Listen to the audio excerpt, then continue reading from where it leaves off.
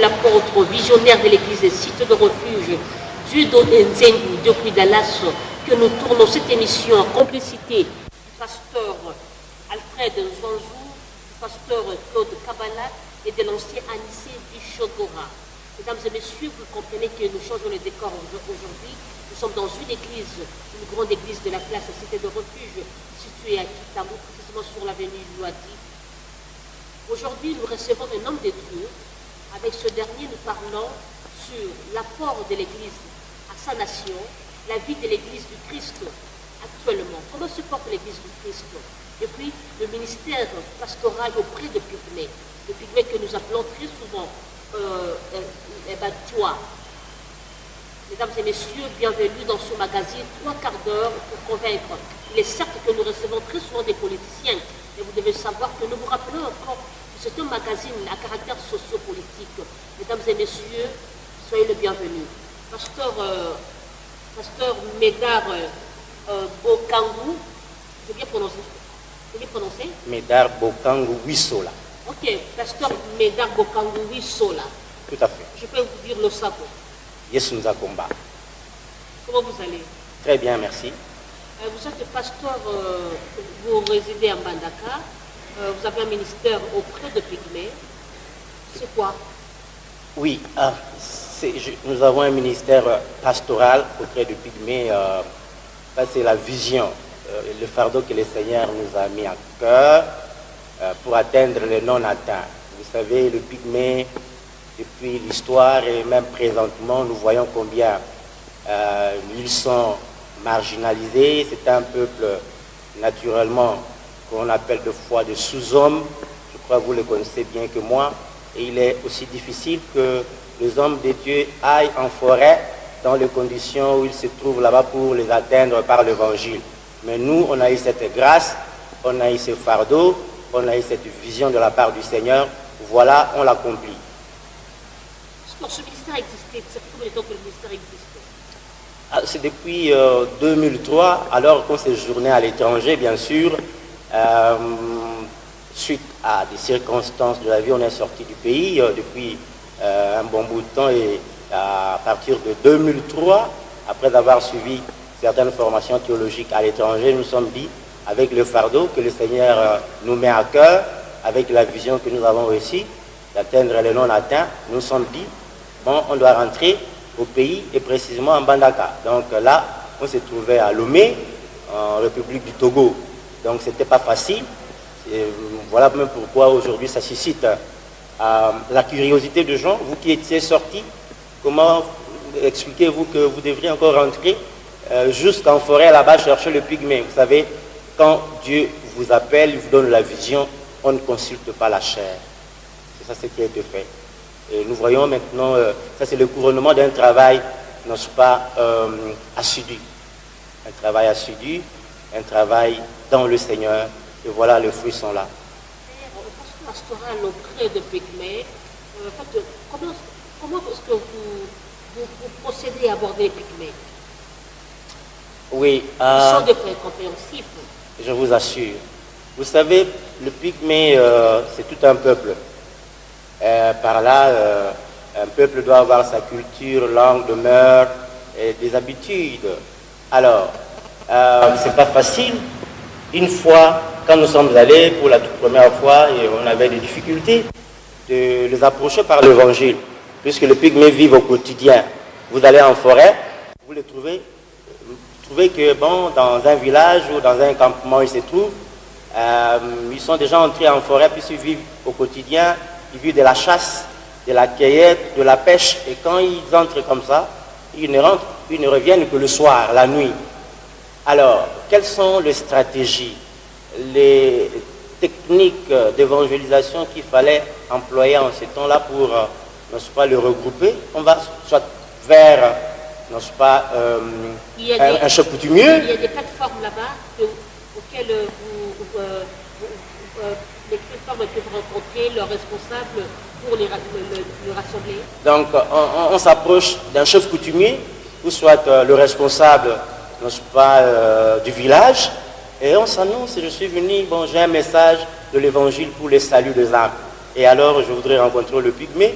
Mais là, il faut être muni d'un peu de dons, par exemple du sel, un peu d'habits, puisque si vous vous annoncez comme ça, quand est-ce que vous allez le rencontrer si jamais on le sensibilise par le chef coutumier, soit le chef du village? Donc quand ils auront appris que bon, vous aurez un peu de sel, un peu d'habits, et là, ils se diront, ben non, on n'aura pas une journée perdue, on va bénéficier quand même quelque chose. Et alors, le matin, de bonne heure, on les rencontre, puis vous faites passer le message de Christ. Vous voyez que Christ est mort pour nous à cause de nos péchés, et qu'il a été enseveli, et le troisième jour, après l'ensevelissement, il est ressuscité de mort, il est vivant. On ne peut pas aller au ciel sans passer par Christ. Donc vous devez vous convertir. Vous devez, n'est-ce pas, abandonner tout ce que vous avez comme des amulettes. Alors là, ça se passe en lingala. Par exemple, il y a des jeunes gens qui comprennent le lingala. Et là, si vous êtes dans un milieu où les pygmées ne sont jamais sortis de la forêt en ville, soit dans le village, c'est difficile qu'ils saisissent le lingala. Là, vous aurez besoin d'un interprète. Alléluia, lisusu. Amen. Maman na likambo na biso na tongo na sika ete tokabwana na oyo nyonso etali bankisi bikelakela tokabwana na yango mpona nkembo na nzambe elaka biso. Bana na nzambe, alléluia. Amen. Tokabwana na bankisi, tokabwana na misala ya mabe ya bonkoko. Soki ezali na ino kati na biso, tokabwana na yango mpamba te tokomona nkembo na nzambe te. Kasi soki tokabwani na yango, nkembo na nzambe ekobia biso. Balingani na nkolo, nzambe ezali tata na biso mpe alingi lobiko na milimo na biso. Mais avec les jeunes gens que nous avons gagnés ou que nous avons amenés à la formation, qui sont maintenant devenus des serviteurs de Dieu, ce sont eux qui m'accompagnent maintenant en forêt, là où il faut qu'ils puissent m'interpréter. J'ai facilement un interprète. Je sillonnais Ingende Mokatola, il y a Bikoro, là-bas où se trouvent aussi les pygmées. En fait, c'est un peuple qui est habitué au rituel. Dites-moi, est-ce que c'était vraiment facile de leur prêcher Christ? Comment ils ont reçu ça? C'est pas facile.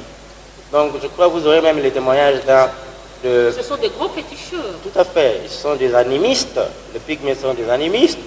Et même quand vous y arrivez, donc, ils ont des tests, des attaques que vous allez subir pour voir si réellement vous êtes un envoyé de Dieu, que vous avez avec vous la puissance du Seigneur. Vous étiez aussi attaqué comment? Expliquez-nous un peu. Alors, je vais vous donner un petit témoignage. Une fois, je suis venu à prêcher et que voilà, j'avais avec moi un appareil de photo et j'ai dû photographier tout le monde qui m'entourait là. Je ramène le lendemain, le jour prochain, les images. Il y a un vieux pygmée qui dit, ben non, les autres sont apparus, je vois le portrait des autres, mais pour moi, je ne vois pas. Pendant qu'il était là. Vous voyez, c'est difficile. Donc, on a dû le convaincre que toi, tu es là, voilà, les autres sont là. Lui dit, mais je vois les autres, mais moi-même, je ne me vois pas là-dessus. Il dit, non, vous êtes là. Donc, c'est difficile de comprendre, puisqu'il ne s'est jamais muré depuis qu'il est né, et son portrait, il ne pourra pas, on ne sait pas le reconnaître. Alors là, il était fâché. Étant fâché, il rentre et dit, mais non, comment les autres peuvent apparaître? Et puis moi, le pasteur m'a oublié, donc c'est comme s'il est venu se jouer de moi. Et cette nuit, on n'a pas pu dormir. Vous voyez, on y va des fois avec des tentes. Il y a eu une grande pluie qui s'est abattue ce jour-là. Donc c'était juste pour que, n'est-ce pas, je sois à nu et à découvert. C'est-à-dire quoi? Donc la pluie qui s'est abattue, c'était accompagné d'un vent fort, ça a emporté la maison où on était. On est resté avec la petite tante, et quelques-uns d'entre eux sont venus me voir pour dire, vous voyez, ce pygmée-là était fâché. Donc, naturellement, pendant cette période, il ne se passe pas de pluie pareil avec des tonnerres, avec un vent impétueux. Donc celui qui a créé ça, puisqu'il était fâché du fait que son visage n'est pas apparu sur le photo que vous nous avez amené. Vous voyez, ça c'est une petite illustration, un exemple. Alors moi je suis allé vers lui pour lui dire que non, soyez convaincus que tout ce qu'on vous amène ici, là par exemple la photo, vous êtes là. Vous avez eu à prier pour que l'image apparaisse. Bien sûr, bien sûr, bien sûr. Il a été en fin de compte convaincu, n'est-ce pas, puisqu'il a trouvé que les oppressions, l'attaque qu'il nous a, n'est-ce pas, proféré là, ça n'a pas eu de fait. Il a compris que ben non, ce pasteur, certainement c'était l'envoyé de Dieu. Ça, ce n'est qu'un petit exemple parmi tant d'autres. À Mbandaka, vous êtes venu à Kinshasa, vous travaillez avec quelle église? Mon église, c'est celle qui nous reçoit aujourd'hui. Nous, on est sous le pied de notre papa, apôtre Dieudonné Nzengo, qui est l'apôtre de l'église Cité de Refuge, de la communauté charismatique Cité de Refuge. Donc nous grandissons sous ses pieds. Vous voyez? Donc c'est mon pasteur. C'est votre pasteur, bien sûr. Vous savez, faire déplacer des pygmées jusqu'ici, je vois ils sont quand même nombreux. Tout à fait. Oui, et fait leur logement, à manger, leur séjour ici. Je voudrais un peu savoir la source de votre financement. Vous les tirez d'où? Eh bien, vous voyez l'église qui nous reçoit, nous on a dû présenter ce que le Seigneur nous a mis à cœur. Et ce n'est pas la première fois que l'église puisse nous recevoir avec le pygmée comme ça. Autrefois on venait un seul prédicateur, deux d'entre eux, mais cette fois-ci, ils sont venus nombreux. Mais c'est l'église qui a, n'est-ce pas, pris soin, puisque l'église sait qu'il y a des pasteurs qui grandissent, des serviteurs de Dieu qui émergent, et chacun a un ministère. Pour le pasteur Médard, Bokangoui Solatel, que vous venez de le dire, moi j'ai un ministère auprès du pygmée, l'église nous soutient. Voilà. Donc l'église du Christ a un caractère missionnaire, a une vocation missionnaire. S'il y a le ministère d'un des serviteurs de Dieu qui est reconnu, mais l'église doit être derrière pour le soutenir. Ça, ce n'est pas aussi sucer les enfants de Dieu. Sucer, parce que ça se passe que par des offrandes, par des dîmes, par des dons. Il faut les pasteurs vous inventer des choses, offrandes d'action des grâces, machin, pour soutenir nos frères pygmées. C'est aussi sucer les enfants de Dieu, non? Bon, je ne sais pas ce que vous entendez par là, mais dans des églises, il y aura toujours des offrandes, il y aura toujours des dîmes, mais il y a aussi des dons. Il y a aussi des dons. Qui proviennent d'où? Mais le Seigneur peut, n'est-ce pas, mettre à cœur un frère, une sœur, n'est-ce pas, de soutenir le ministère d'un des serviteurs de Dieu, de soutenir. Et ça se passe proprement. Parce que, mesdames, le pygmée est un peuple négligé, un peuple à l'intérieur là-bas, justement en Mbandaka ou encore au Grand Équateur. On ne peut jamais pouvoir trouver un kundo, comme en fait on le dit, un kundo et mochua, pour habiter ensemble. Et l'Église a pris ce fardeau d'aller vers les pygmées, de les approcher, de les considérer comme frères, comme sœurs. C'est la part du gouvernement. Parce que ce n'est pas un défi, ça, vous ne défiez pas le gouvernement. Bon, moi je comprends que le gouvernement est mieux disposé pour nous soutenir, pour, n'est-ce pas, nous donner son appui. Vous venez de le dire tout à fait, qu'il y a un conflit qui date de longtemps entre le Bantou et le Pygmée, et il n'est toujours pas aussi facile de vivre avec le Pygmée, dormir, manger avec eux. Mais vous portez l'évangile de Christ, qui est l'évangile d'amour, le message d'amour. Celui qui a reçu Christ dans sa vie comme Seigneur et Sauveur personnel, il a une vie régénérée, il est né de nouveau de l'Esprit de Dieu. Comment ne pas considérer notre être, une autre créature de Dieu comme lui-même? Là, il n'y aura pas d'amour. Donc, manifestement, si vous apportez l'évangile aux pygmées, il faut leur témoigner cet amour de Christ. Il faut leur témoigner cet amour.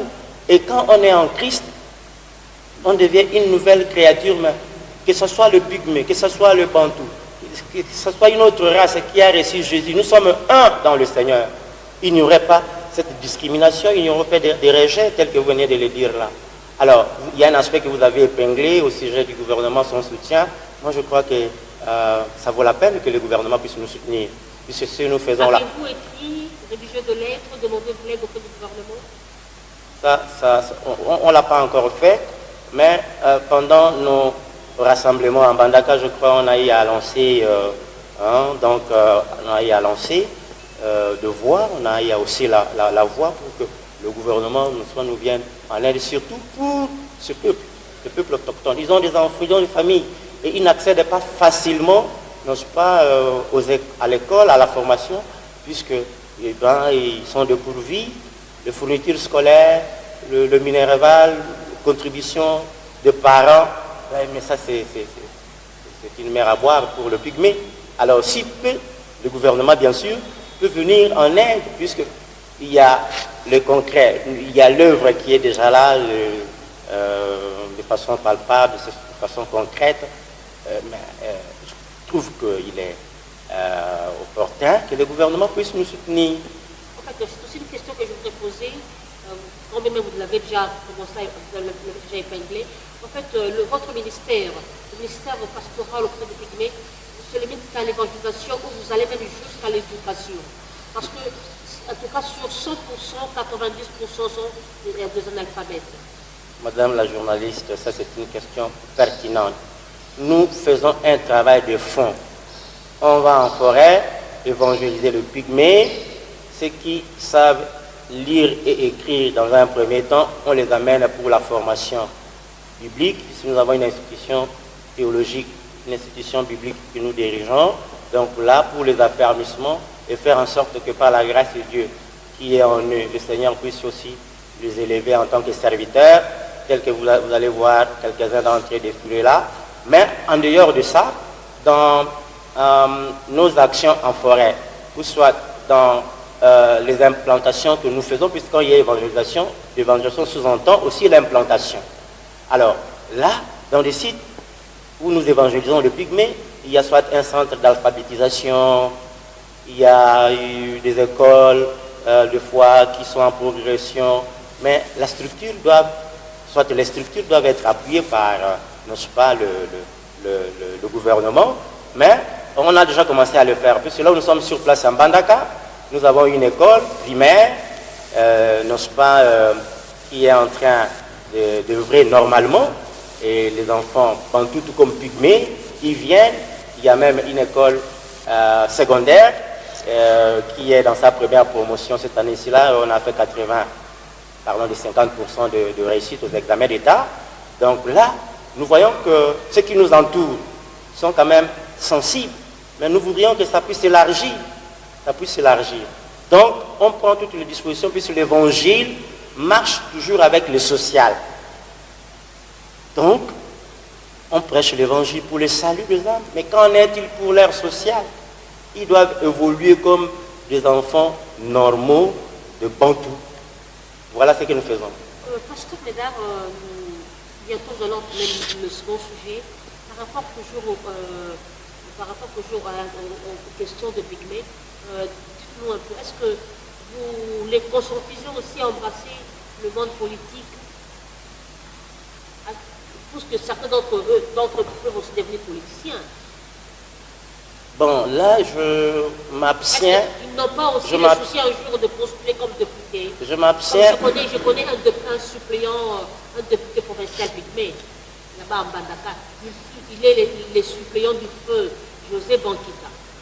Ah ouais, si vous les connaissez, tant mieux. C'est un privilège que vous avez d'avoir rencontré un pygmée qui est député. Je crois qu'ils doivent, n'est-ce pas, aussi, pour la plupart, embrasser la carrière politique. Mais moi, je fais l'apostolat. Je ne peux pas, en même temps, amener l'évangile pour le salut des âmes. Et il y a aussi le social qui les préoccupe, à moins que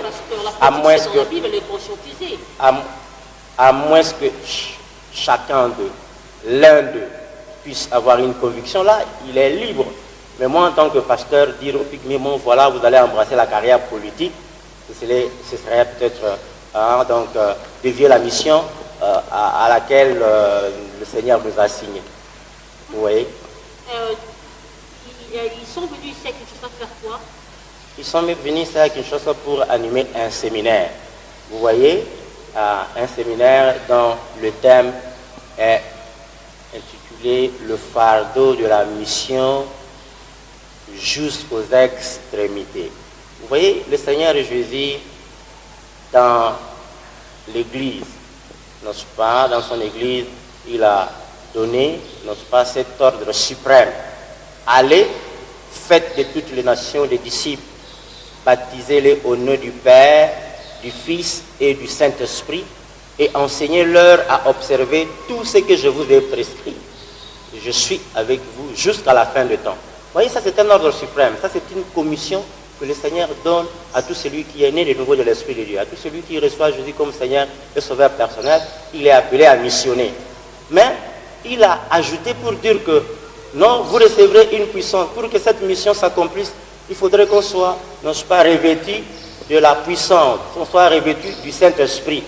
Et il a dit, quand vous lisez dans les Actes des Apôtres chapitre 1, le verset 8, la Bible dit, mais vous recevrez une puissance, le Saint-Esprit survenant sur vous, et vous serez mes témoins à Jérusalem, dans toute la Judée, dans la Samarie, jusqu'aux extrémités de la terre. Ce sont les Pygmées qui ont prêché. Ils ont prêché là-dessus. Le message était aussi bien perçu, bien compris. Bien sûr que oui, ça a été puissant, ça a été éloquent, ça a été convaincant. Vous allez voir à travers les images, donc ça constitue un événement. Ça n'a pas seulement été un événement, mais je peux aller au-delà pour dire que c'est un miracle, puisque tout ce qui étonne, tout ce qui stupéfie, donc ça constitue le miracle. Donc Dieu est en train de travailler au travers le pygmée, et ça édifie, ça attire. Vous voyez, dans ces groupes, vous le verrez en train de chanter, danser, et il ressort du groupe, le serviteur de Dieu, après avoir chanté et dansé, ils vont prêcher. C'est merveilleux. Les gens étaient convaincus. Tout à fait, convaincus. Est-ce qu'en dessous, là, il n'y a pas de gris-gris? Gris-gris, pas du tout. Pas du tout. Quel gris-gris? C'est la puissance de Dieu même. Puisque Jésus a dit, tous ceux qui vont obéir, non pas, à cet appel, appel missionnaire, ils sont revêtus, ils sont, non pas, soutenus par le Seigneur lui-même. Et c'est la puissance du Saint-Esprit qui les accompagne. Il y a aussi l'esprit de Pluton qui agit. Il y a ceux aussi qui agissent au nom de Jésus, alors qu'en dessous, il y a des rituels, surtout que ce sont des pygmées, qui en empêchent. Il faut toujours tester les esprits.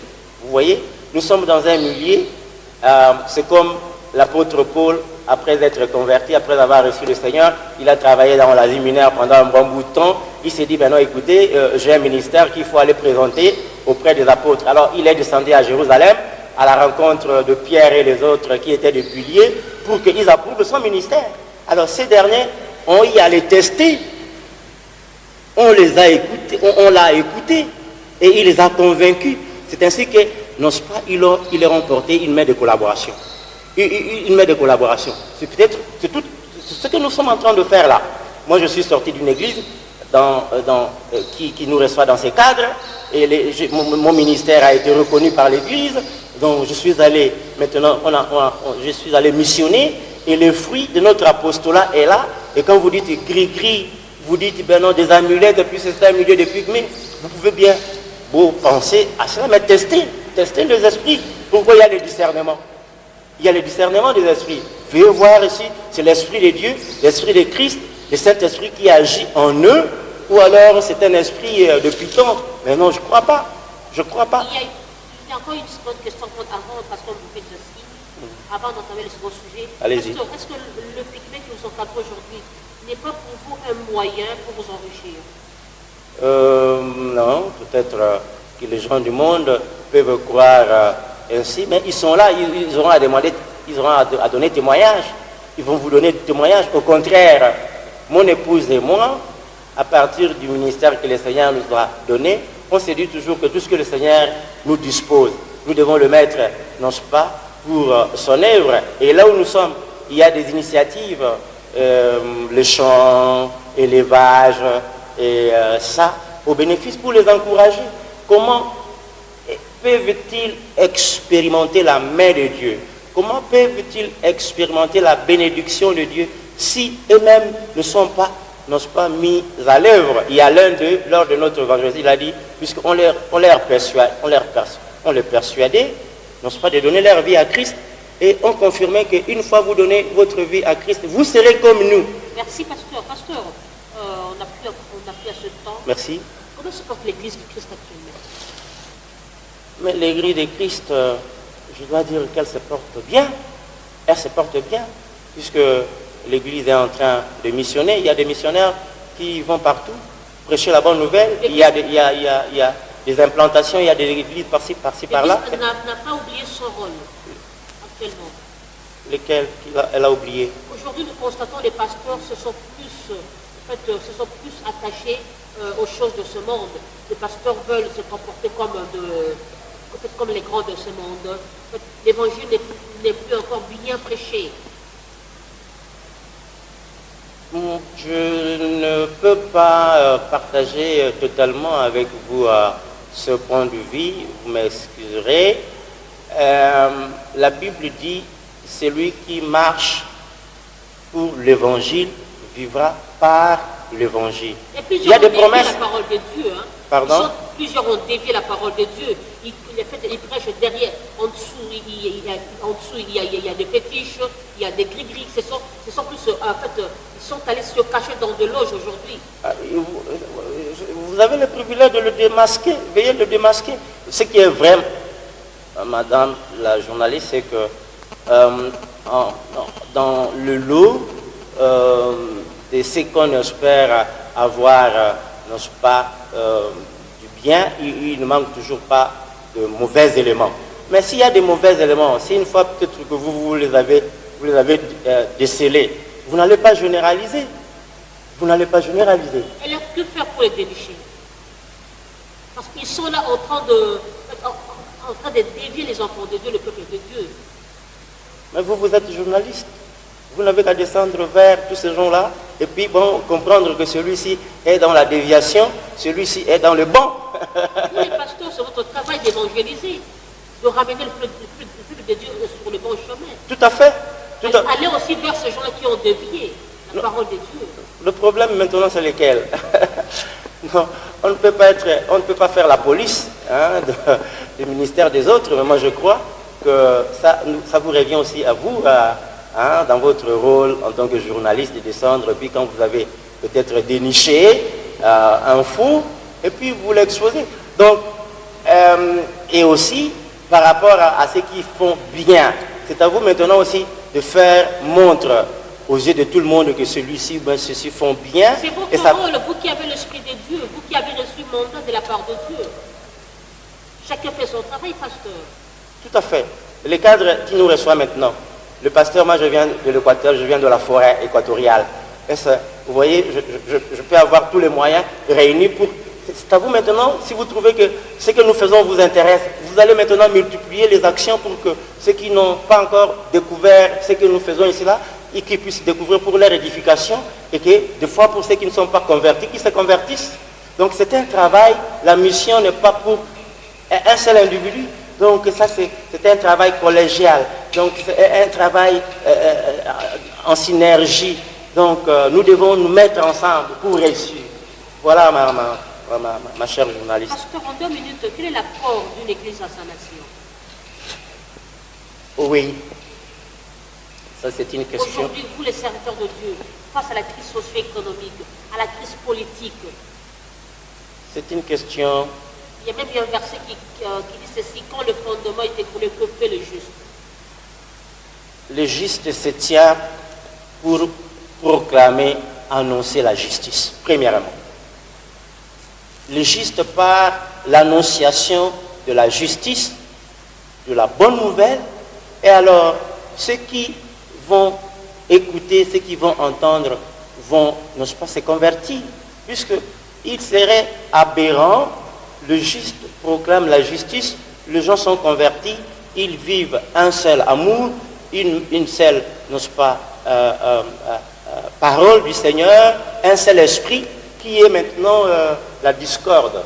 Je crois qu'ils iront dans le même sens. Ils iront, pardon, dans le même sens. Moi, je crois que c'est cela. Donc, le juste, le pasteur, la première, n'est-ce pas, préoccupation du pasteur, c'est annoncer la bonne nouvelle pour le salut des âmes. C'est ça qui préoccupe. Par rapport à sa nation, parce que vous ne répondez pas à ma question.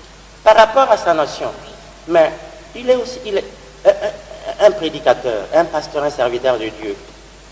Ne peut aussi faire que ce qui est à sa disposition pour, n'est-ce pas, contribuer. Vous voyez maintenant, ce que je dois prendre mon exemple, comme les autres le font aussi. Il ne se limite pas seulement à l'évangile, mais il y a par exemple création d'écoles. École primaire, école secondaire, il y a même ceux qui n'osent pas créer des universités. Socialement, là le pasteur contribue dans sa vision. Vous voyez? Donc ceux qui ne savent pas lire et écrire vont accéder dans des écoles créées par les serviteurs de Dieu. Ça, c'est une contribution sociale. Pasteur, dans la Bible, il y a eu des prophètes qui allaient tout vers le roi en leur disant que l'Éternel ne veut plus de vous. Vous devez faire ça pour le pays. Est-ce qu'actuellement, il y a des pasteurs qui sont capables à tenir face aux autorités, en leur dire la vérité? Pour votre édification, vous parlez des prophètes qui se tenaient dans l'ancien temps. Je voudrais actualiser un peu votre pensée. Vous voyez dans les livres des Hébreux, chapitre 1, verset 1, vous verrez, donc la Bible dit Dieu dans l'ancien temps, pour confirmer ce que vous dites et puis essayer un peu d'extrapoler, aller un peu plus loin. Donc Dieu dans l'ancien temps, pendant plusieurs reprises, il a eu à parler à nos pères au travers des prophètes. Mais présentement, Dieu nous parle au travers de son Fils Jésus. Donc maintenant, l'évangile qui est annoncé par ce pasteur pygmée et les autres, donc le politique, ceux qui sont élevés dans le rang, ceux qui sont élevés en dignité, ils écoutent et ils vont se convertir. Allez vers eux, demander l'audience, allez voir le président de la République, le Premier ministre, les ministres. Veuillez nous faciliter. Veuillez nous faciliter cela. Ça va bien tomber. Vous voyez le ministère que ces jeunes gens sont en train, n'est-ce pas, d'exercer. Ils chantent, ils dansent, n'est-ce pas, et puis bon, ils ressortent de là pour prêcher. C'est intéressant. Tout le monde voudrait le voir. Vous voyez, vous voudrez les écouter. La Bible dit dans le livre de Proverbes, chapitre 17 et le verset 22.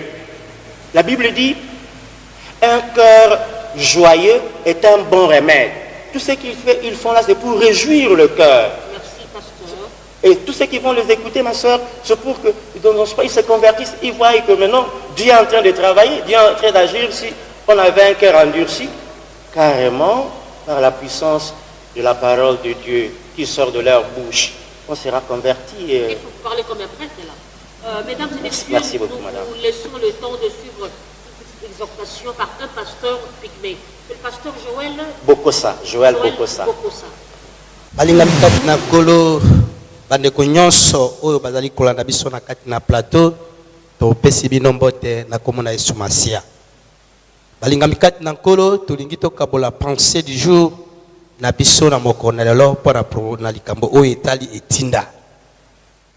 Balingami kati na nkolo soki totali na mokanda ya Matthieu chapitre 28 verset 19 à 20 kolo ye moko apesi biso lotomo ya koyeba na kozalisa bato bayekoli na mabota nyonso kobatisa bango na kombo na tata mpe na mwana mpe na molimo mosantu mpe kolakisa bango oyo nyonso nasili kolakisa bino mpe na kozala na bino kino suka na ekeke. Bien-aimé dans le Seigneur, ezali lotomo oyo nkolo apesi epai na ngai na yo ba oyo tosila kondimela Yesu lokola nkolo mokonzi pe mobikisi. Ebongi na biso koyeba na kokokisa yango. Nkolo ye moko Yesu oyo apesi biso lotomo wana biso ba oyo tosili kondimela ye ebongi na biso koyeba na kokende mpona koyeba na kozalisa bato bayekoli. yango ye moko alobaki na mokanda na Acte chapitre 1 verset 8 alobi ete botangwa na Yerusalem te na ngonga oyo bino bokozwa molimo mosantu bokozala batatoli na ngai na Yerusalem na Judée na Samarie kino suka na mokili yango ezali lotomo oyo nkolo asili kopesa epai na ngai na yo ba oyo tosili kondimela Yesu mpe lotomo wana ebongi na biso toyeba na kokenda na yango lolenge nkolo ye moko amonisi biso ndakisa ya kokenda na Yerusalem kokenda na Judée mobimba kokenda na Samarie kino suka na mokili kuna esika biso touti yango na bolingo na Nzambe ba oyo Nzambe ba oyo batosaka lotomo na nkolo mpe bakomaki epai na biso mpona koyeba na komonisa biso nzela na lobiko mpona koyeba na komonisa biso Kristo pamba te Nzambe ye moko alingaki mokili atindi mwana na ye bopele moko na likinda moto na moto oyo akoyeba na kondima ye akobebisama te kasi moto wana akoyeba na kozwa lobiko yango biso tozalaki bato na kobebisama na nzela na liloba na Kristo nde lo tokomi bato na lobiko na nzela na Kristo nde omoni biso le tokomi koloba liboso na bino yango etindo wana ezali epai na yo ezali epai na ngai biso totelemi mpona koyeba na kokomisa liloba na Kristo kino suka na mokili yango yo esika ozwisami mbala mosusu ozali na baoccupation mbala mosusu ozali na baproblème oyo osengeli kosala kasi biso tolingi tokenda na yo elongo tolingi totambola na yo na lotomo na nkolo elongo mpo ete lotomo wana ezali ya biso nyonso lotomo wana ezali ya moto moko te ezali ya pasteur te ezali ya biso nyonso ba oyo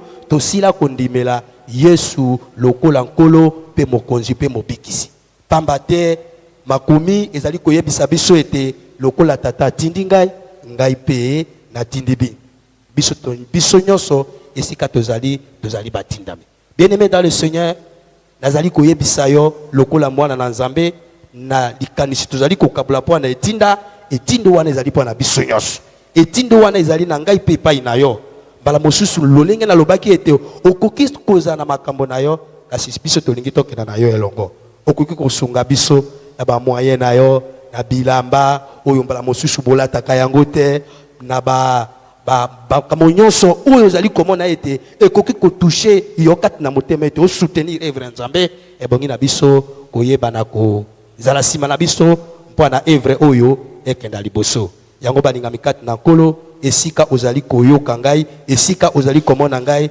posa na biso totelemi mpo na lotomo na nkolo liloba na Nzambe ekoma na suka pamba te liboso ete suka eya ebongi liloba na Nzambe ekenda tina suka soki mpe suka ekoya te soki liloba mpe ya Nzambe ekomi te liloba na Nzambe ekokenda mpe kaka na bato soki batemi ete bakenda koteya yango bien-aimé temps ya koperdre lisusu ezali te bien-aimé bamoyen na yo bamakambo na yo bamoto na yo bavelo na yo bamituka na yo yaka na yango tokenda mpo na lotomo na nkolo yaka na yango bien-aimé tokenda mpo na lotomo na nkolo yango mpe tozali kobwakela pembela epai na gouvernement mpo na bomoi na biso bapeuple autochtone ebongi na bino mpe boyeba na kosunga biso tozali na basi tozali na bana mpo ete toyeba na kotelema boye ezali na nzela na kotanga kasi mpo na lelo bana na biso moyen ya kotanga eza te ebongi na bino boyeba na kosunga biso mpo ete lotomo na nkolo ekenda ntango nyonso liboso tala mwa moke oyo nalingaki kolengela mpo na koyebisa bino peuple ya Nzambe na kombo na Yesu Masia. Merci. Avec nous, la manière dont ce frère, c'est un pasteur mais qui vient d'exhorter le peuple de Dieu. Et en dehors de cela, il demande de faire appel au gouvernement, de leur venir en aide, car c'est un peuple négligé. Mesdames et messieurs, nous sommes en train de chuter tout au long de cette émission. Nous allons laisser le temps à la chorale, juste pendant 5 minutes, de chanter. Alléluia, Alléluia, solo. Kombo na ye, Yesu. Ezwa lokumu solo. Oh. Alléluia, Alléluia, solo. Kombo na ye Yesu. Ezwa lokumu solo.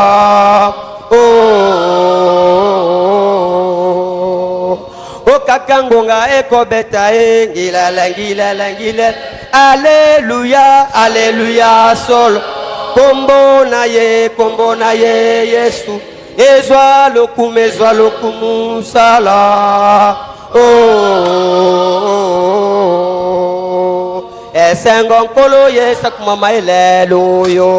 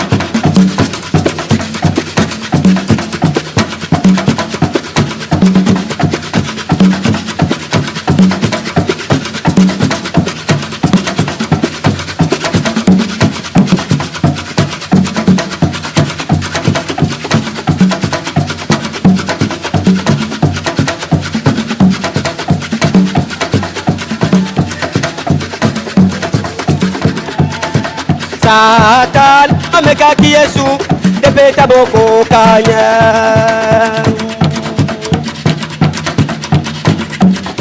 Satan amekaki Yesu epeta boko kanya. Satan amekaki Yesu epeta boko kanya. Satan amekaki Yesu epeta mokoka kulinda Satana. Amekaki Yesu epeta mokoka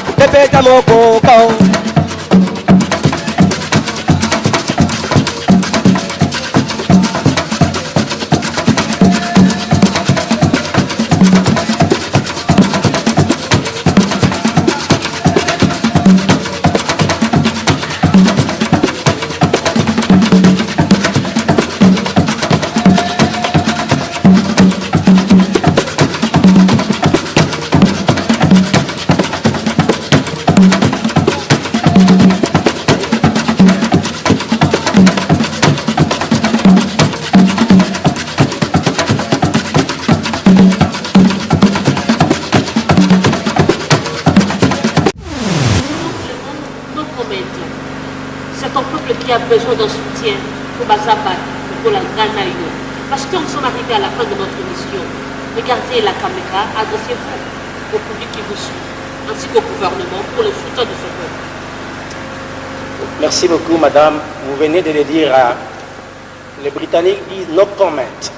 Pour dire que ces groupes émerveillent les gens, émerveillent la population. Et par là, tout ce que je peux dire, c'est qu'ils aient plus d'ouverture. S'ils peuvent avoir plus d'ouverture, leur ministère serait reconnu au travers le monde.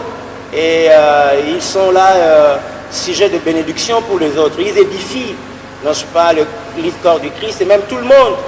Même tout le monde. Alors, Ici, je voudrais lancer un vibrant appel, non pas aux serviteurs de Dieu, à l'église du corps de Christ, que ces frères de foi que vous avez longtemps entendu trimer dans la forêt, ils sont là, qu'ils aient plus d'ouverture, puis ce serait maintenant un contact direct avec eux. Vous voyez? Et pour le gouvernement, je crois que ce que le pasteur Joël a dit, c'est suffisant. Si cela peut sortir de la bouche d'un pasteur autochtone pygmée, je crois que ça dit tout. Hein? Ça dit tout. Qu'on y réfléchisse sur leur épanouissement, leur prise en compte socialement, ce serait une très bonne chose. Merci. Merci, pasteur. C'était pour nous un honneur de vous recevoir dans ce magazine sociopolitique 3 quarts d'heure pour convaincre. Mesdames et messieurs, nous sommes arrivés à la fin de ce magazine. Nous rappelons que nous recevions pour vous un serviteur de Dieu. Il s'agissait du pasteur Médard Bokango Nissola. Il est responsable du ministère pastoral auprès de Pygmée. Il est membre de l'église Cité de Refuge, une grande église située dans la commune de Kitambo, dirigée par le grand visionnaire, l'apôtre Dieudonné Nzengu, qui se vit actuellement à Dallas. Il n'est pas seul, il travaille toujours en complicité avec ses collaborateurs, entre autres le pasteur Alfred Zouazou, le pasteur Claude Kabala, l'ancien Adissé Bichokora. J'ai bien prononcé le nom, j'espère. Mesdames et messieurs, merci beaucoup à vous qui nous avez donné votre temps chez vous de nous suivre. Et je remercie cette grande équipe qui m'a aidé à réaliser mon émission. Merci, j'ai dit joyeux anniversaire, 40 ans de mariage au couple Edmond Boubia. Et merci beaucoup à ma coiffeuse, celle qui m'a rendue belle ce soir. Merci à toi, Maki Makese, Joyce Lopez. Au revoir, Inch'Allah. Que Dieu bénisse l'agence Congo Facilité, que Dieu bénisse Saint-Bédigi, que Dieu bénisse la RDC.